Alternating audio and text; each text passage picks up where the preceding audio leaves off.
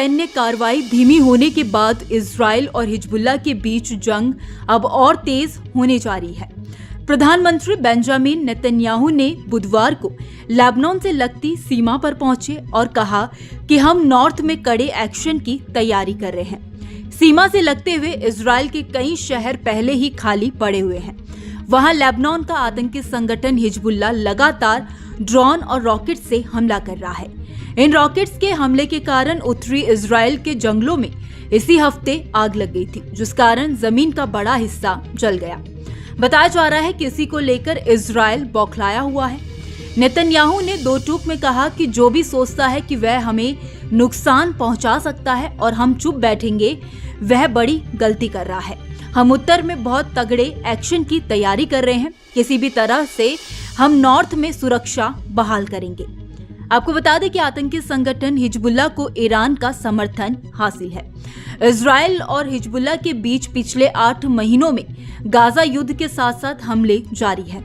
Hezbollah के साथ जंग के कारण युद्ध बड़े स्तर पर फैलने का खतरा बढ़ गया है। इजराइल और हिजबुल्लाह के बीच दुश्मनी 2006 में युद्ध शुरू होने के बाद से सबसे खराब दौर में है। सीमा के दोनों ओर हजारों लोग अपने घरों को छोड़कर भागने को मजबूर हुए हैं। इसी कड़ी में लेबनान और इजराइल के सीमाई इलाकों में नेतन्याहू ने सेना के ब्रिगेड 769 कमांड के साथ बैठक भी की और हालत के बारे में जानकारी ली। इस बीच इजराइल आर्मी रेडियो ने कहा कि सरकार ने 50,000 रिजर्व सैनिकों को बुलाने पर सहमति दे दी है, ताकि लेबनान फ्रंट पर युद्ध की तैयारी को तेज किया जा सके। लेबनान और इजराइल के बीच सीमा पर तनाव बढ़ गया है, क्योंकि इजरायली सेना और हिजबुल्लाह के बीच रुक रुक कर गोलीबारी हो रही है, जो 2006 में दोनों पक्षों के बीच पूर्ण पैमाने पर युद्ध के बाद से सबसे घातक झड़प है। हिजबुल्लाह और इजराइल के बीच तनाव गाजा में नेतन्याहू के एक्शन के बाद हुई है। पिछले साल 7 अक्टूबर को हमास ने इजराइल पर हमला बोल दिया था, जिसमें 1400 लोग मारे गए थे। इसके बाद इजराइल ने गाजा पर हमला बोल दिया और अब तक करीब 36,500 लोग मारे जा चुके हैं। खैर, इस खबर में इतना ही।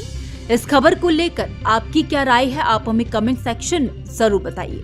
वीडियो अगर पसंद आया हो तो वीडियो को लाइक और शेयर करना ना भूलें। बाकी देश और दुनिया की तमाम बड़ी अपडेट्स के लिए देखते रहिए न्यूज नेशन का डिजिटल प्लेटफॉर्म। धन्यवाद।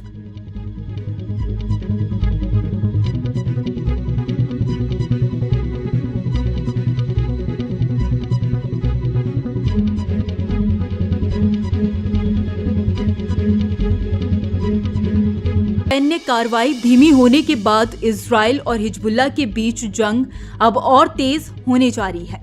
प्रधानमंत्री बेंजामिन नेतन्याहू ने बुधवार को लेबनान से लगती सीमा पर पहुंचे और कहा कि हम नॉर्थ में कड़े एक्शन की तैयारी कर रहे हैं। सीमा से लगते हुए इजराइल के कई शहर पहले ही खाली पड़े हुए हैं। वहां लेबनान का आतंकी संगठन हिजबुल्लाह लगातार ड्रोन और रॉकेट से हमला कर रहा है। इन रॉकेट्स के हमले के कारण उत्तरी इजराइल के जंगलों में इसी हफ्ते आग लग गई थी, जिस कारण जमीन का बड़ा हिस्सा जल गया। बताया जा रहा है कि इसी को लेकर इजराइल बौखलाया हुआ है। नेतन्याहू ने दो टूक में कहा कि जो भी सोचता है कि वह हमें नुकसान पहुंचा सकता है और हम चुप बैठेंगे, वह बड़ी गलती कर रहा है। हम उत्तर में बहुत तगड़े एक्शन की तैयारी कर रहे हैं। किसी भी तरह से हम नॉर्थ में सुरक्षा बहाल करेंगे। आपको बता दें कि आतंकी संगठन हिजबुल्लाह को ईरान का समर्थन हासिल है। इजराइल और हिजबुल्लाह के बीच पिछले 8 महीनों में गाजा युद्ध के साथ साथ हमले जारी है।